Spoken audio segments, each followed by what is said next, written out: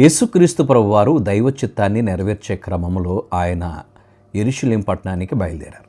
ఆయన సిలువ వేయబడటానికి సిద్ధపడి బయలుదేరి వెళుచుండగా విద్యోత్సాహముతో ఆదివారాన్ని ఆయన ఊరేగించినట్లుగా చరిత్రలో మనం చూస్తాం. సోమవారం నుండి శుక్రవారం వరకు ఉన్న దినాలని పరిశుద్ధ వారంగా ప్రకటించి బైబిల్ పండితులు ఉపవాసం ఉండి ప్రార్థన చేస్తూ భక్తి శ్రద్ధలతో దేవుని ఆరాధించడం జరిగేది. అయితే 4వ శతాబ్దానికి చెందినటువంటి అథెనేషియన్ అనేటువంటి అలెగ్జాండ్రియాకు చెందినటువంటి బిషప్ గారు ఈ వారమంతటిని కూడా ఆ పునరుత్థాన సోమవారం నుంచి పునరుత్థాన దినం వరకు కూడా ఈ వారమంతటిని కూడా పరిశుద్ధ వారము అని చెప్పి ఆయన తన గ్రంథాలలో పొందుపరిచి వాటిని పంపించాడు. ఆనాటి నుండి కూడా క్రైస్తవ సమాజము ఈ యొక్క పునరుత్థానానికి యేసు ప్రభు తిరిగి లేచినటువంటి ఆదివారం ఏదైతే ఉందో దానిని పునరుత్థానపు ఆదివారం అన్నారు.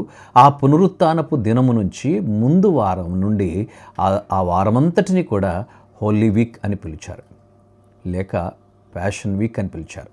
హోలీ వీక్ కానీ ప్యాషన్ వీక్ అని ఆ రెండు పదాలతో పిలిచారు. దీనిని దేవుడు గొప్ప కార్యాలు జరిగించాడు కనుక ఆయన గొప్ప కార్యాలని ఈ వారంలో దేవుడు చేసినటువంటి అద్భుత క్రియలను, ఆశ్చర్య క్రియలను ధ్యానం చేస్తూ ప్రభువుని ఆరాధిస్తూ స్తుతిస్తూ కొనియాడుతూ జరిగేటువంటి ఆ యొక్క సంఘటనలను జ్ఞాపకం చేసుకుంటూ ప్రభువుని స్తుతిస్తూ వచ్చారు. దీనిని అందుకనే గ్రేట్ వీక్ అని కూడా అన్నారు. ఈ యొక్క వారం అంతటిని కూడా హోలీ వీక్ లేక ప్యాషన్ వీక్ లేక గ్రేట్ వీక్ అనేటువంటి పదాలతో పిలుస్తూ ఉన్నారు. ఏమేమి జరిగినాయి అని అంటే ఈ వారంలో చాలా విషయాలు జరుగుతూ వచ్చినాయి. అయితే ప్రాముఖ్యంగా 3 విషయాలు. యేసుక్రీస్తు ప్రభువారు విజయోత్సాహముతో ఊరేగించబడటం, రెండవది ఆయన నిష్కారణంగా శిలువ మరణాన్ని పొందడం, మూడవది ఆయన విజయోత్సాహముతో మరణాన్ని జయించి మహామహిమతో ప్రభావంతో ఆయన తిరిగి లేవటము. ఈ 3 విషయాలు ప్రాముఖ్య ఘట్టాలుగా ఈ యొక్క హోలీ వీక్లో మనం చూస్తాం. బుధవారం నాడు ఇస్కరియోతు యూద సమాజ మందిరపు పెద్దలతో ఆయన యేసు ప్రభువుని అమ్మడానికి బేరాన్ని కుదుర్చుకున్నాడు.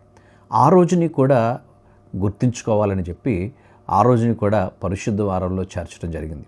గురువారానికి కూడా చాలా ప్రాముఖ్యత ఉంది. ఎందుకంటే ఆ గురువారం నాడు సాయంత్రమున యేసుక్రీస్తు ప్రభువారు పస్కాను ఆచరించారు. ఆయన జీవితంలో మానవునిగా జీవించినటువంటి ఈ భూమి మీద సంచరించినటువంటి దినాల్లో చివరి పస్కా విందులో ప్రభువు పాలు పొందినట్లుగా మనం చూస్తూ ఉన్నాం చరిత్రలో. మేడగదిలో ఈ యొక్క కార్యాన్ని పస్కా విందును ఆచరించినట్లుగా మనం చూస్తూ ఉన్నాం. గురువారానికి కూడా చాలా ప్రాముఖ్యత ఉంది. ప్రభువారు శుక్రవారం నాడు ఆయన సిలువ వేయబడటం, తర్వాత ఆయన తిరిగి లేవటం, ఇవన్నీ కూడా ఇదే వారంలో జరిగినాయి కనుక ఈ వారమంతటిని కూడా పరిశుద్ధంగా ఆచరిస్తూ క్రైస్తవ సమాజం అంతా కూడా భక్తి శ్రద్ధలతో ప్రభువుని ఆరాధిస్తూ ఆయనను స్తుతిస్తూ ఆయనను కీర్తిస్తూ దేవునిని మహిమపరిచినట్లుగా మనం చూస్తూ ఉన్నాం ప్రియులారా. అందుకనే ఈ వారాన్ని పరిశుద్ధ వారము లేక గ్రేట్ వీక్ లేక ప్యాషన్ వీక్ అని పిలుస్తూ ఉన్నారు.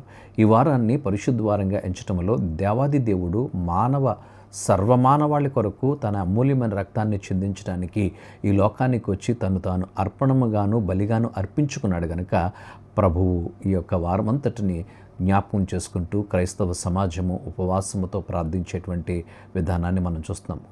మొదటి దినాల్లో శుక్రవారము అలాగే శనివారము ఈ 2 దినాలను మాత్రమే పరిశుద్ధ దినాలుగా ప్రకటించారు. కొన్ని దినాలు గడిచిన తర్వాత మరలా శుక్రవారము నుండి ఆదివారం వరకు ఉన్నటువంటి ఈ 3 దినాలని పరిశుద్ధ వారంగా పిలిచారు. అయితే ఈ వారమంతటిని కూడా పునరుత్థానపు దినము నుంచి ముందు వారమంతటిని కూడా హోలీ వీక్గా పిలుస్తూ ఆ వారమంతటిలో కూడా ఉపవాస ప్రార్థనలు చేస్తూ సిలువ ధ్యానాలను చేస్తూ దేవుని ఆరాధించడం అనేటువంటిది క్రైస్తవ సమాజంలో మనం చూస్తున్నాం.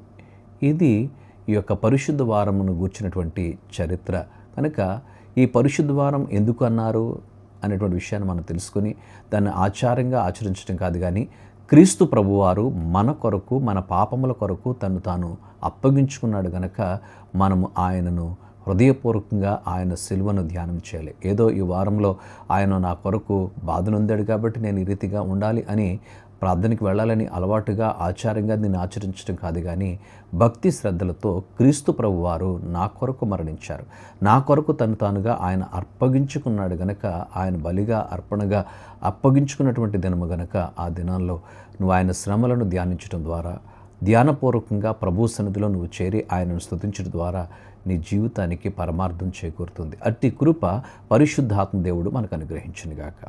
పరిశుద్ధ ఈ కొద్ది మాటలు దీవించి నీ కృపతో మమ్మల్ని బలపరచండి. నీ సన్నిధి మాతో ఉంచి నడిపించమని యేసయ్య నామమున అడిగి వేడుచున్నాము తండ్రి. ఆమేన్.